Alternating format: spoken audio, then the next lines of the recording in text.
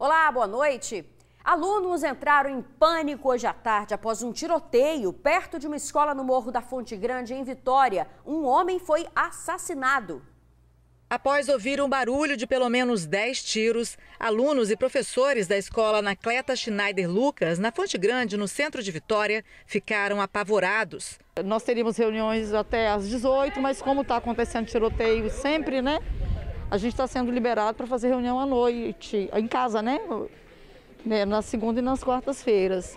E as crianças saem normalmente, quando começa o tiroteio, voltamos, professores, crianças, todo mundo junto, né? Uns apavorados, correndo, as mães desceram também apavoradas, né? Militares da Força Tática e a Guarda Municipal foram acionados e davam suporte na saída da escola. Os PMs também percorreram a região. Professores e alunos foram liberados. Essa dona de casa tem um filho que está no 9º ano e correu para buscá-lo assim que soube dos tiros. Assim que eu escutei, a única coisa que veio na minha cabeça foi ele.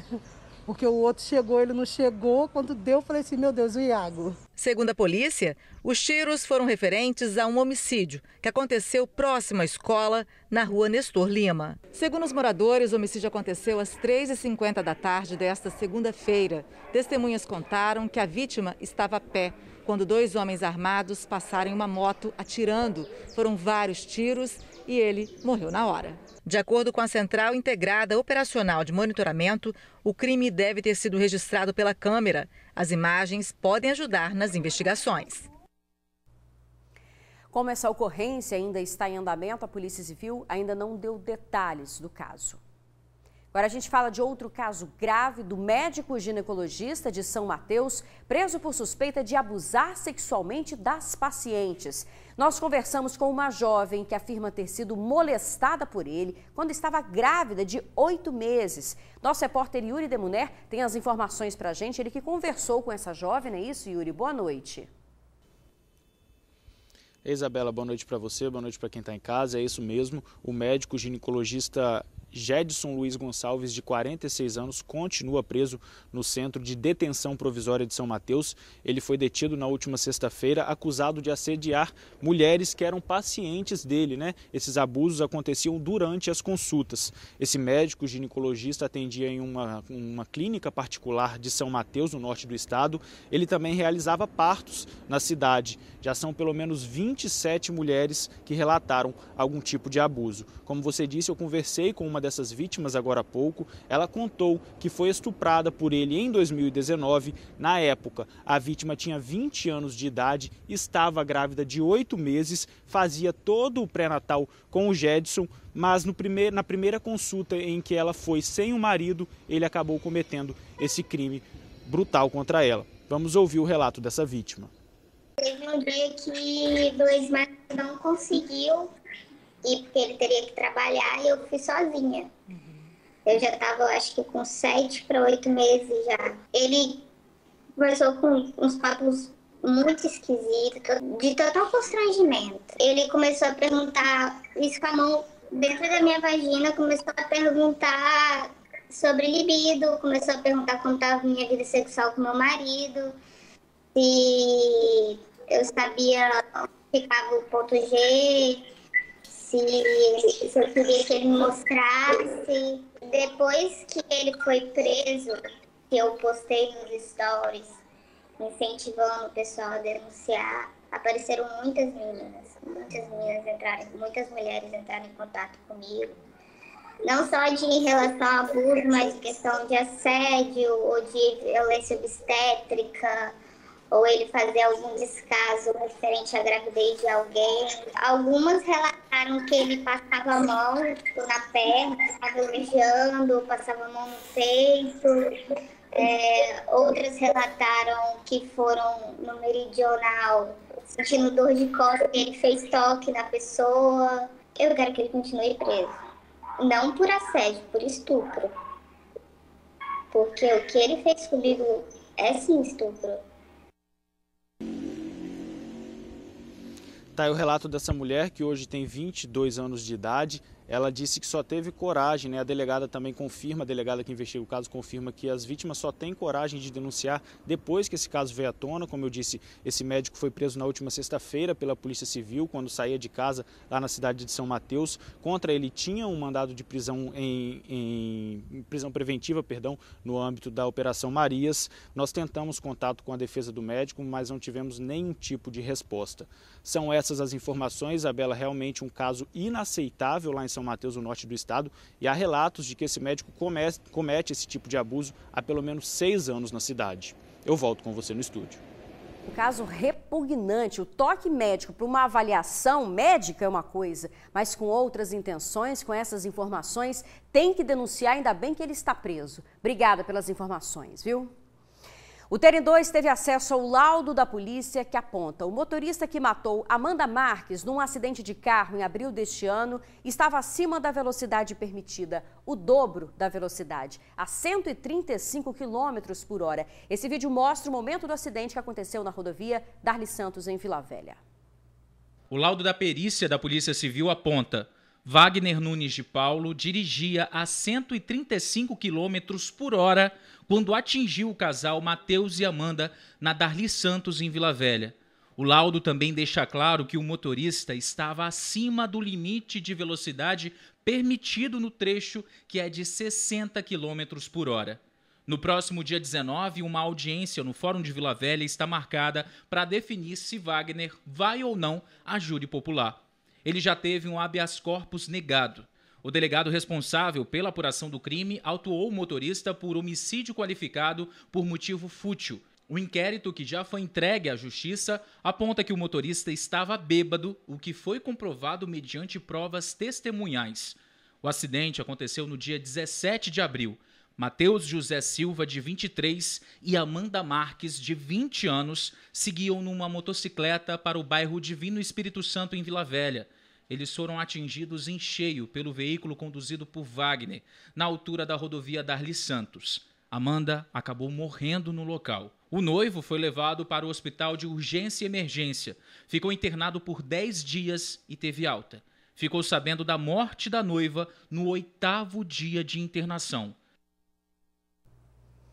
Foi enterrado hoje à tarde o professor que morreu após cair de uma ponte na zona rural de Cariacica. Hélio Teixeira de Lima, de 54 anos, passava de carro sobre o local quando perdeu o controle e caiu na água. O corpo foi retirado pelos bombeiros. A esposa da vítima entrou em desespero ao descobrir que era o marido.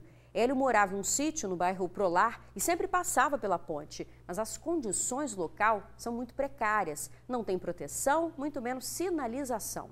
Na noite de sábado, o professor tinha comemorado o aniversário do filho, de 7 anos de idade, e na volta para casa passou pela ponte. Depois disso, não foi mais visto. Procurados, os parentes começaram a procurar por ele, né? Só que o carro só foi visto por um morador na região na manhã seguinte. Hélio era bastante querido e atualmente dava aulas de história numa escola de Itararé, em Vitória. A Prefeitura de Cariacica ficou de fazer uma vistoria nessa ponte. A seguir, furto de equipamentos de operadora deixa moradores da Grande Vitória interior sem telefone e sem internet. A gente já volta.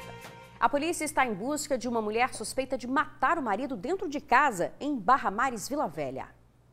O crime aconteceu no primeiro andar desse prédio, que fica na avenida principal de Barra Mares. Foi por volta da meia-noite. Uma mulher discutia com o marido dentro de casa. Vendo a discussão, a filha dela, de 12 anos, pegou os irmãos de 3 e 1, filhos do casal, e foi buscar ajuda na casa dos avós. O padrasto foi quem atendeu a menina. Segundo familiares, a mulher saiu daqui correndo pelas ruas do bairro, dizendo que tinha matado o próprio marido. De acordo com informações que nós recebemos aqui, o crime pode ter acontecido em cima de um dos colchões que está aqui na sala, onde a família estava dormindo reunida. Pois bem, quando o padrasto, que foi chamado pela menina mais velha, a filha apenas da autora do crime, chegou aqui no local para tentar acabar com a discussão entre o casal, foi pego de surpresa. Já encontrou Lucas, olha, sentado aqui em um dos degraus da escada. Quando o padrasto chegou, pouco pôde fazer. Lucas já estava morto. Quando eu cheguei ao local do crime, ele já não estava mais vivo. Aí eu não pude entrar para saber como é que foi que aconteceu. Estava na escada caído, sentado. O ajudante de pedreiro Lucas Santos Souza, de 25 anos, já estava sem vida. Mesmo assim, o SAMU foi chamado e constatou a morte. Lucas teve um corte profundo no pescoço, uma única facada desferida pela mulher com quem vivia há 7 anos. O padrasto contou ainda que a casa de 2 quartos estava com muito sangue e mal se conseguia andar nela. Investigadores da Homicídios de Vila Velha foram até o local. Tentavam encontrar a autora confessa. Segundo os vizinhos, a mulher da vítima, uma copeira de 30 anos, teria gritado desesperada na rua, dizendo que havia matado o marido. Dentro da casa, os investigadores nada encontraram. Os policiais conversaram ainda com a irmã da agressora, mas não conseguiram localizá-la.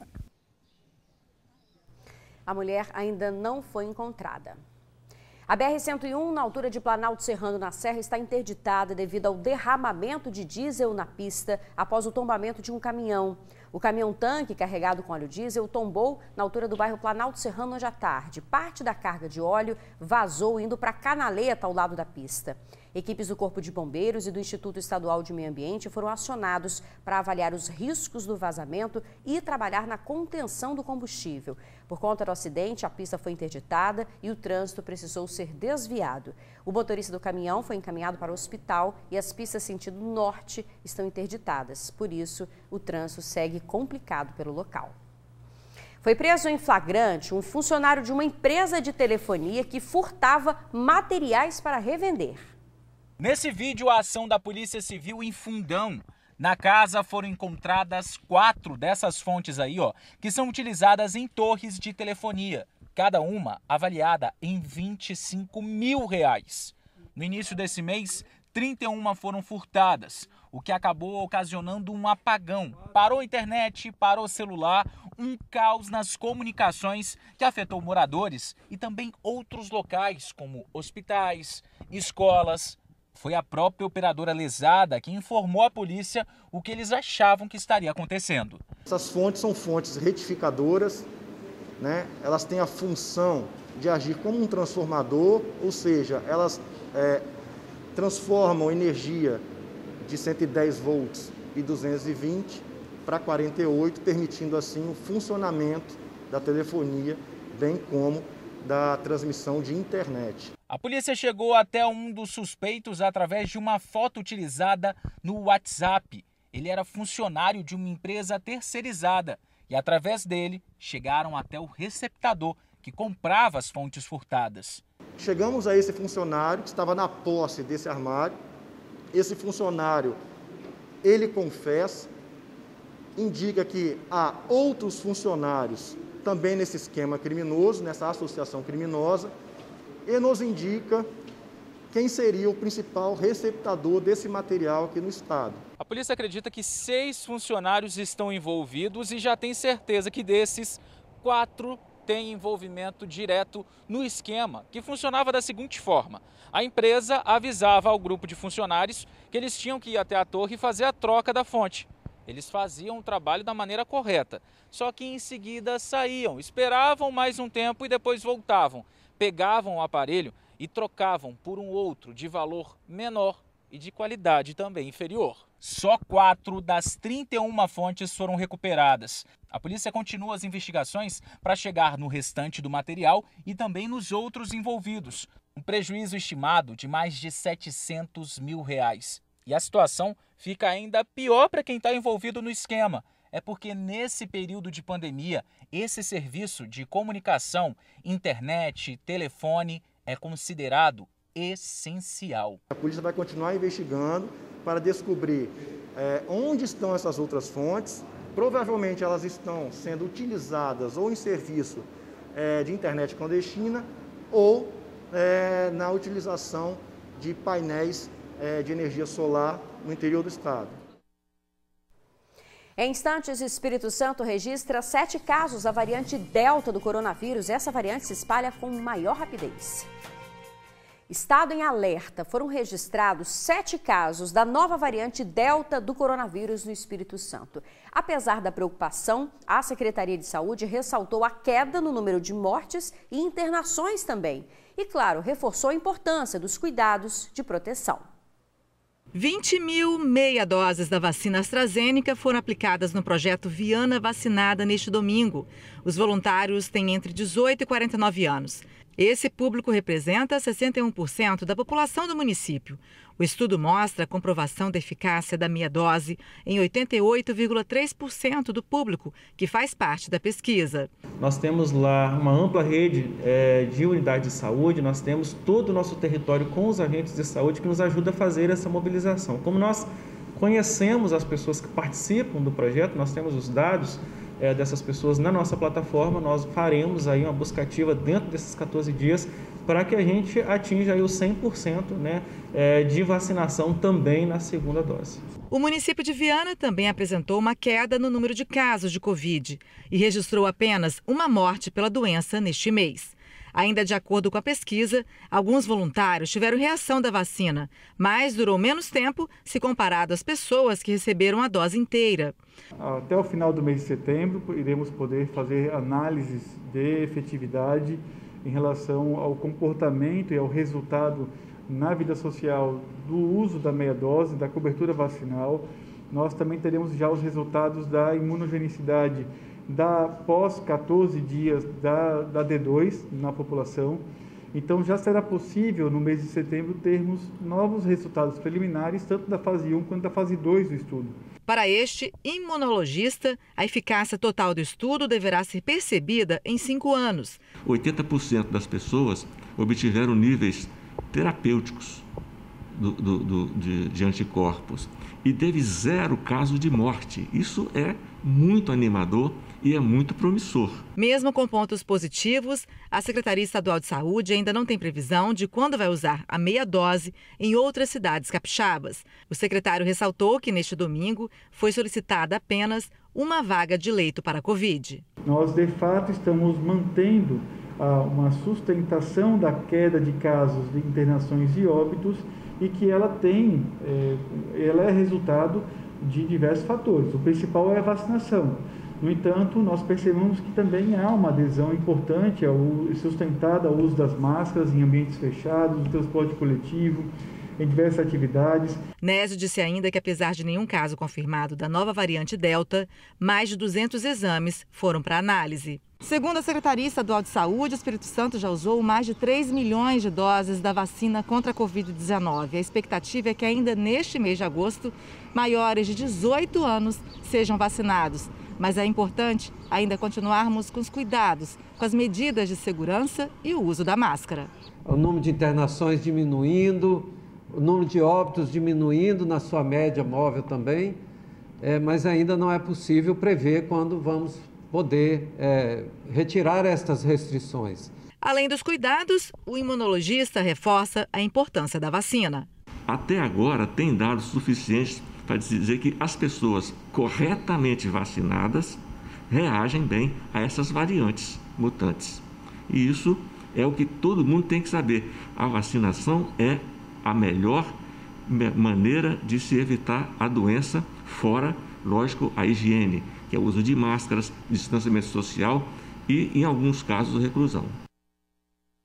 E reforçando essa informação atualizada com relação da variante Delta, né? Ela surgiu após essa coletiva. Então, infelizmente, já tem 7 casos do Espírito Santo. Já que a gente está falando de vacinação, vamos atualizar então essas informações. O Espírito Santo já tem mais de 3 milhões de doses aplicadas. São 2 milhões e 68 mil primeiras doses e mais de 936 mil segundas doses aplicadas. Quanto aos números dos casos de coronavírus, nas últimas 24 horas, 13 pessoas perderam a vida. O Espírito Santo já está chegando a 12 mil óbitos, são 11.993 e mais de 547 casos da doença confirmados no Espírito Santo em todo o período de pandemia.